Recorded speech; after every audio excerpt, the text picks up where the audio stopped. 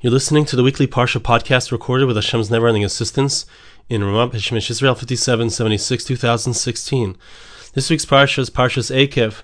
The Torah tells us at the very beginning of the Parsha, this is in chapter 7, verse 12, V'haya Ekev tishma'un es mashpatim ha'ele. And it will be if you listen to these statutes, to these laws, V'shmartem asisim esam, and you keep them and you do them. V'shamar Hashem lekecha lecha es habris. God will keep His covenant with you, Ves hachesed, and the kindness, Asher nishba l'aveisecha, that God swore, that God made an oath to your great-grandparents, to Avram, Yitzchak, and Yaakov, to Abraham, Isaac, and Jacob. V'ahevcha v'irachacha v'erbecha, God will love you, He will bless you, He will cause you to become great. V'irach pri vitnacha u'fri admasecha, and God will bless the fruit of the womb and the fruit of your land. Degancha v'tireshcha v'tzarecha, all the different types of crops that you may have. Shkar lafecha v'ashtar etzanecha, your cattle, your sheep, al hadamah asher nishba l'veisecha l'seislach, on the earth that God swore to your great-grandparents that He would give to you. And one final verse I want to share with you. Baruch tiyeh mikol ha'amim, you shall be blessed from all of the nations. Lo yeh v'cha akar v'akara uvivhemtecha, you will not have anyone, not amongst you and not amongst your animals, who is unable to bear fruit, who's unable to have children. Both you, all of the members of the Jewish people, and all of the animals that you own, all of them will be able to have children. There won't be any infertility amongst you and amongst your animals. Now, I'd like to share with you a few midrashim and teach you a beautiful depth, adding on to the ideas we've been speaking about in last week's and the previous week's Parsha podcasts, giving an even greater depth to the idea that we spoke about. Medrash says like this: V'ahevcha v'irachacha v'erbecha. We said in verse 13 that God is going to love you, He's going to bless you, and He's going to make you great. And the verse referred to three different levels at which this blessing will be manifest. First is in yourself, in your children. The second is in the fruits of the earth itself. And the third is in the animals that you own. The Medrash says like this: Lama hu makish pri habeton le pri adama. Why is it placing the fruit of the womb right next to the fruit of the earth? Amar HaKadosh Baruch Hu. God says like this, and this is a slightly different version than the standard version of the Medrash, but it says that Ma priyad mascha ein bahem sigim, just like when it comes to the fruits of the land, I'm going to bless you that there not be any kind of fruits that aren't good, that have any negative qualities. Av pri bidnacha ein bahem sigin. So too when it comes to the fruit of your womb, there won't be any negative qualities amongst your children as well. And here this sounds like it's the first level, it's the level of the physical aspect, that the fruits there won't be any rotten fruits perhaps, there won't be any fruits that have any kind of blemishes or problems. So too on a physical level, your children will not be blemished. Davar acher, Medrash says a different aspect, a different level, a different concept. Ma priyad mascha eimem lechev le'avoin. Very interesting, just like the fruits of your earth have no sins, they haven't done anything wrong, af pri bitnacha le'he bohen lechev le'avoin. So too the fruit of your womb, your children, will not have any kind of sins. I'm skipping one short line, and I'm going to the next part of the Medrash. Davar acher, Rabbi Yehuda bar Simon. Rabbi Yehuda bar Simon says, Lama hikish pri habeton le pri adama. Why is it that the pasuk is placing, the verse is placing the concept of the fruit of the womb next to the fruit of the earth? There will be an amazing ability for the fruit of the earth to create a kapara, to create an atonement for the fruit of your womb. Meaning, it's possible to do something wrong. It's possible for there to be an avera, for there to be a sin, and it can be niskaper, it can be atoned for by doing the mitzvahs, the commandments, which are connected to the earth. Minayin, how do I know it's true? Shekach ksiv, this is what the verse says. It says in Devarim, in Deuteronomy chapter 32, verse 43, V'chiper admosai amoy, the earth shall atone for his nation. So it's very interesting as we read this Medrash, we need to understand what's going on here, but we see on a simple level, on the surface level, that there's different aspects. There's the aspect of the physical manifestation. God is saying that when you do the mitzvahs, when you fulfill the commandments, when you have a proper relationship with me, I will bless you. And you will see that blessing manifest at all levels. You'll see it manifest at the level of your children. You'll see it manifest at the level of your animals, and you'll see it manifest at the level of the earth, the fruit of the earth as well.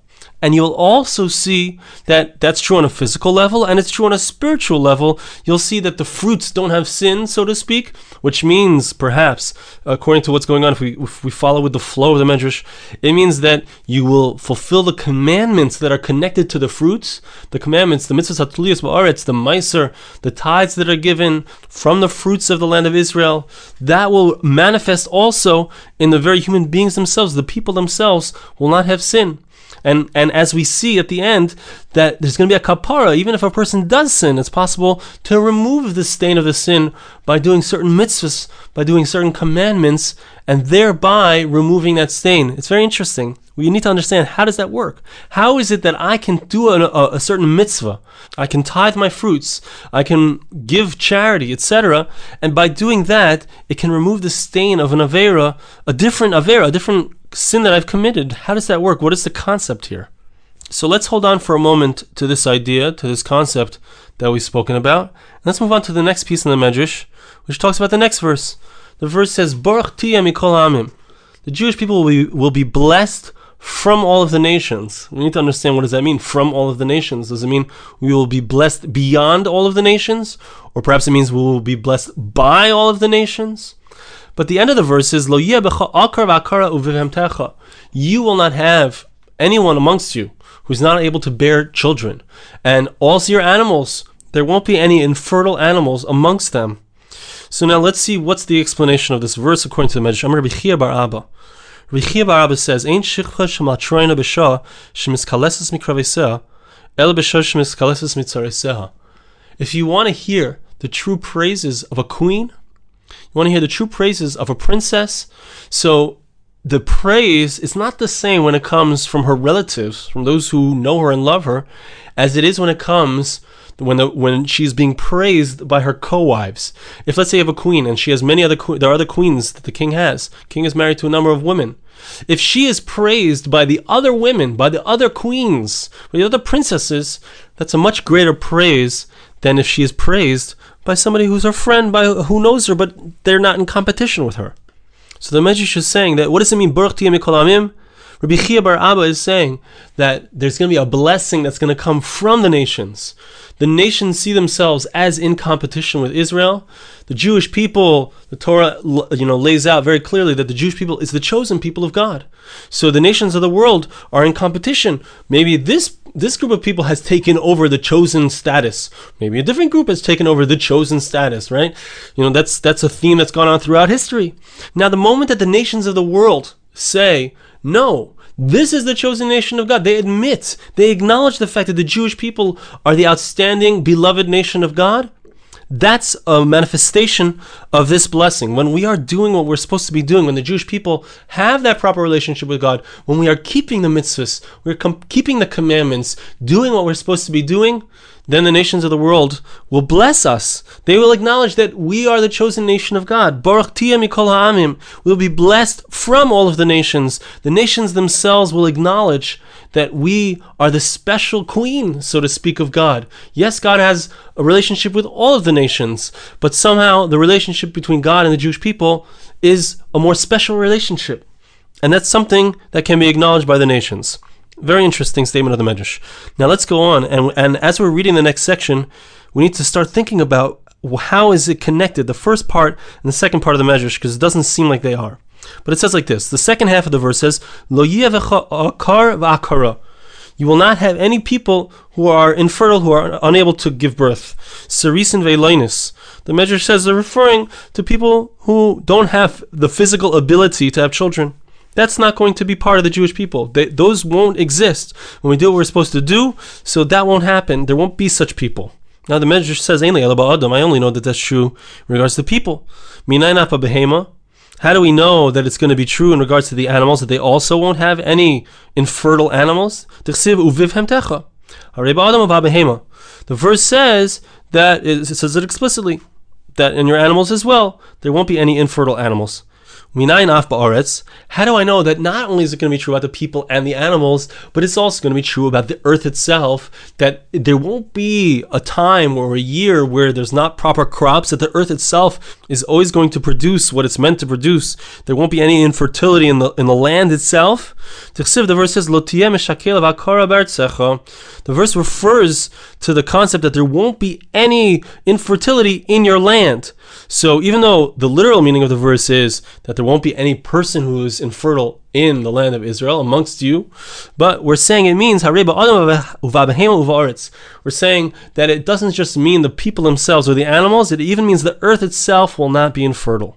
So the first part of the Medrash here speaks about the fact that the nations of the world, when we do what we're supposed to do, they're going to praise us. They're going to say that we are the chosen nation of God. The second part of the Medrash speaks about the fact that there won't be any infertile human beings, animals, and even the earth itself is going to be fertile when we fulfill the will of God. Now let's move on to the next section, also very interesting, of the Medrash. Davar acher, another explanation. Lo yeh b'cha akara v'akara. There won't be anyone who is an akara, which literally means infertile. Amar Rabbi Chanan ben Levi. Rabbi Chanan ben Levi says, Amar HaKadosh Baruch Hu. God says, Lo tihei tfilascha akara. What does it mean that you won't be infertile? It means that your prayers won't be infertile. What does that mean? Whenever you pray, the Medrash is saying that the meaning of the verse is that whenever you pray, your prayers will bear fruits. You will see success from your prayers as well. As long as we have that relationship with God, God will answer our prayers. Davar acher, one more explanation. There won't be someone who is infertile. What does it mean infertile according to Rabbi Yonasan? It means there won't be anyone who's unable to answer the questions of an apikoros. Somebody who wants to deny God or deny the Torah, there won't be anyone who's unable to answer. Everyone will be able to answer the questions of somebody who doesn't believe in God or somebody who denies the truth of the Torah. So here we see that the Medrash is saying that we have another level, that there needs to be fertility. The other level is when it comes to our prayers. And another level is when it comes to our ability to maintain our spiritual commitment to God. We need to be able to continue, that our lives should be fulfilled, that we should have that spiritual connection, and that our children's lives should be fulfilled, and that they should also have that spiritual connection. That's only going to be possible if we have the blessings and if we're committed to our relationship with Hashem. Now I want to share with you the rest of the Medrash, which is just a cute story that's connected to this idea of having the answers, so to speak. Meister Rabbi Yonasan. There was a story with Rabbi Yonasan Shahayim Ahalech Eitzel Nipoilin Shalkusim.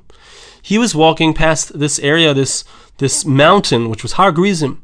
Har Grizim, even till today, there's a small group of people who are connected to these Kuthites, to the Samaritans, who deny the authenticity of the oral law, of the oral tradition, which we have, which goes back to Har Sinai, which goes back to Mount Sinai.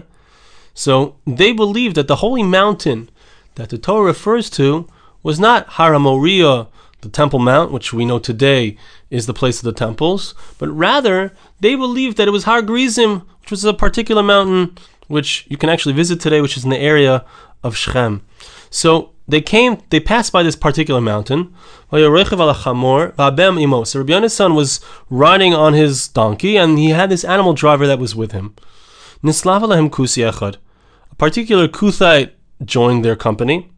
As they're walking along, they passed, or they reached this particular mountain, Mount Grizim. So this Kuthite says to Rabbi Yonasan, Rabbi, ma'udin dahadein Torah Kaddish. What do you think about this amazing holy mountain? Rabbi Yonasan says, what are you talking about? This is not a holy mountain. What makes it holy? So the Kuthite said to him, what makes it holy is that this mountain, when the flood came in the times of Noah, this mountain wasn't affected by the flood. He said to him, what are you talking about? How do you know that this mountain wasn't affected by the flood? So he says to him, this is the verse in Ezekiel chapter 22, verse 23. Ben Adam at eretz gushma b'yom zoam. The verse refers to a particular location which didn't have that rain in the day of anger. So he was saying, this Kuthite was saying that verse is referring to the mountain of Grizim. Rabbi Yonasan says, if you're correct, if indeed that this was the mountain, this mountain wasn't affected, instead of God telling Noah to go into an ark, God should have said to him, come to Mount Gerizim. He didn't need to make an ark. So the Kuthite said to him, nah, he just did that because he wanted to test him. He wanted to give him a challenge. Just like Rabbi Yonasan, he was quiet. He didn't really have a continuation for this conversation. At that moment, the animal driver who had been with them all along, he spoke up. He said to Rabbi Yonasan, please give me permission to say something. Rabbi Yonasan said, go ahead. The animal driver says to this Kuthite, this mountain is not under the heavens. So the Kuthite said to him, what do you mean? Like, what is it? Beyond the heavens? It's got to be according to you, because the verse says in Parsha, in Genesis, chapter 7, verse 20, it's talking about the flood, that the water got strong, it went up 15 cubits above. It covered all of the high mountains, which are under all of the heavens. So now, according to you, this mountain is not under the heavens. The verse seems to be saying that all of the mountains under the heavens indeed were covered by the flood. So this was the response that he had. He proved from the verse that this Kuthite was wrong.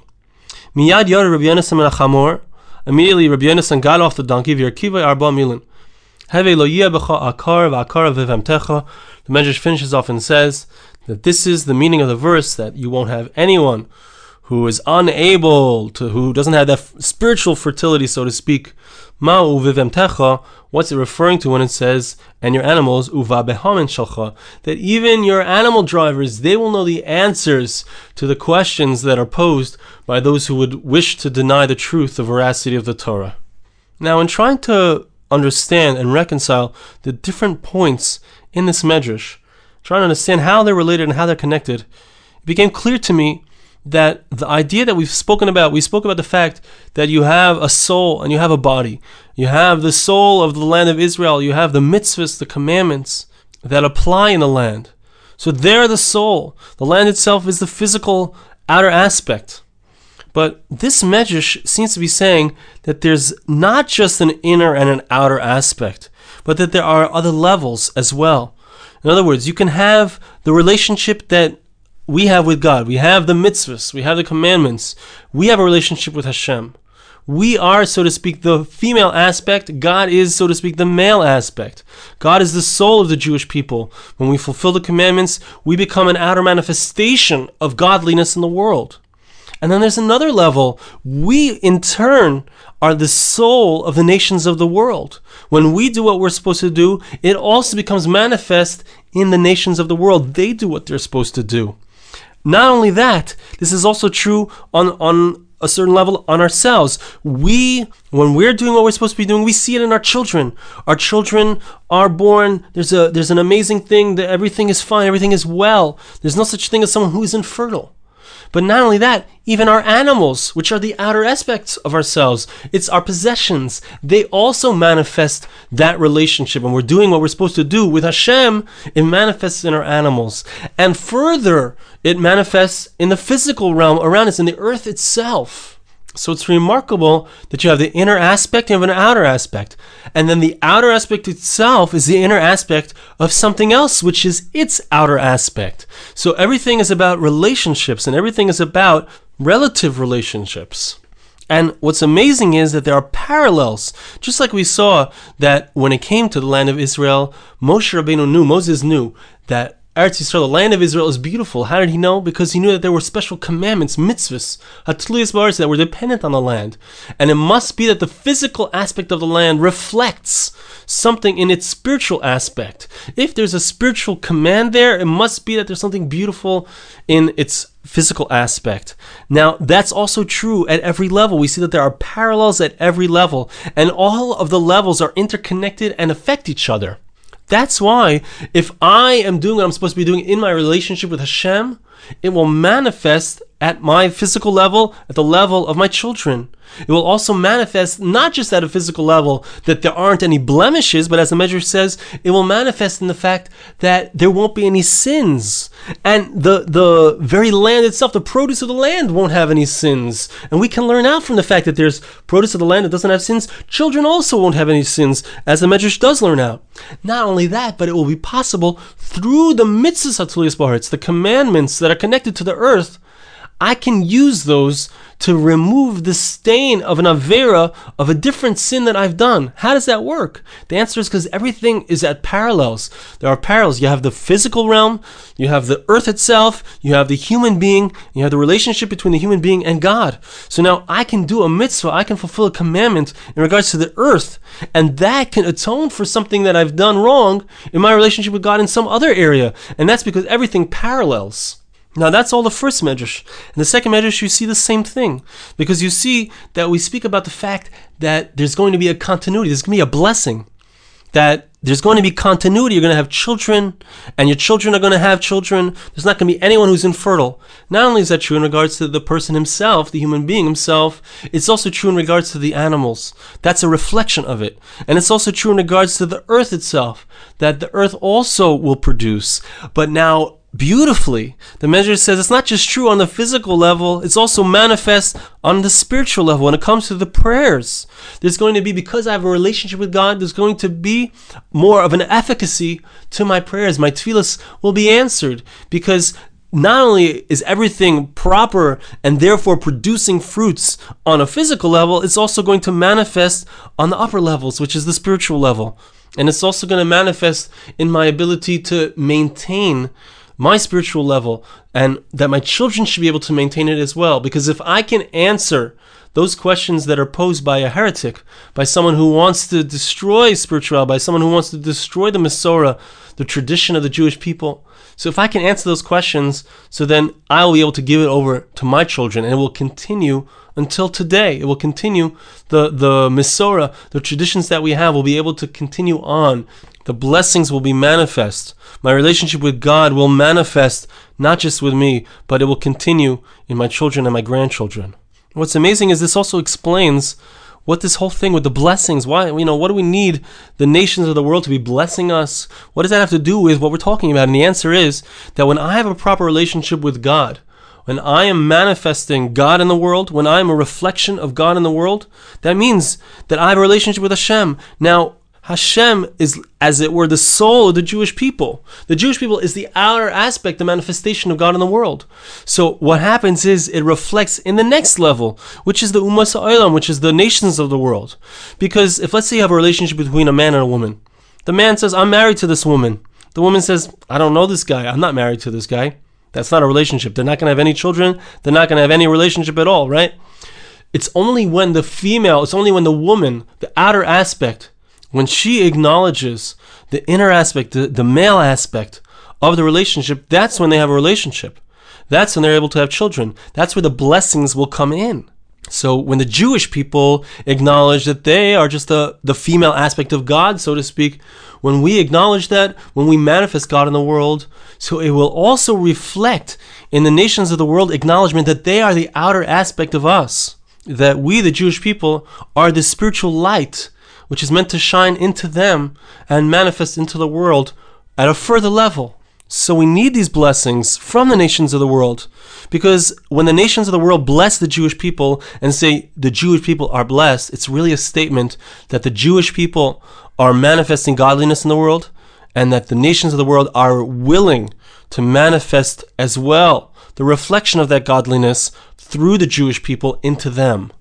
This last idea really explains something very powerful that has to do with our times, and that is that we look and we see that constantly the Jewish people, especially in Israel, are looking for the nations of the world to accept us, to be maida, that we have a right to be here, to admit that this is where we belong. And we're doing all these different things to try to get that haskama, to try to get the acquiescence on the part of the nations of the world. And the truth is that we need that, as we're speaking about. But it doesn't come about the way these politicians are doing it. The real way that it comes about is when we do what we're supposed to do, when we have that true relationship with Hashem, when we are fulfilling the mitzvahs, when we are fulfilling the commandments, learning the Torah, doing what we're supposed to do in Eretz Yisrael, manifesting godliness in Eretz Yisrael, in the land of Israel, whether it's through the mitzvahs atliyos ba'aretz, the different commandments that are dependent upon the land of Israel, like Meiser tithes, Shemitah, the sabbatical year, etc., or whether it's all of the mitzvahs, any of the commandments that are in the Torah, when they're performed in the land of Israel, they raise up the land itself. And there's no arguing. There can't be any argument when the Jewish people are doing what we're supposed to do in Israel. The nations of the world automatically bless us and say, you Jewish people belong there. That's an automatic result. That's what the Medrash is telling us, that when we do what we're supposed to do, they will bless us. I want to bless you. Please bless me back, that we should merit to see the manifestation of these blessings in our lives.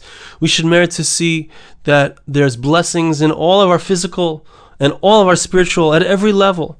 And not only in our personal lives, but Hashem should bless the Jewish people, Kol Kulam, the entire Jewish nation, that we should merit to hear from the nations of the world that we are blessed because we are doing the will of Hashem. Thank you so much for listening. Have a wonderful Shabbos. This podcast was made possible through the gracious donations of listeners like you. For more podcasts like this, please visit www.arigoldwag.com or search on iTunes Ari Goldwag.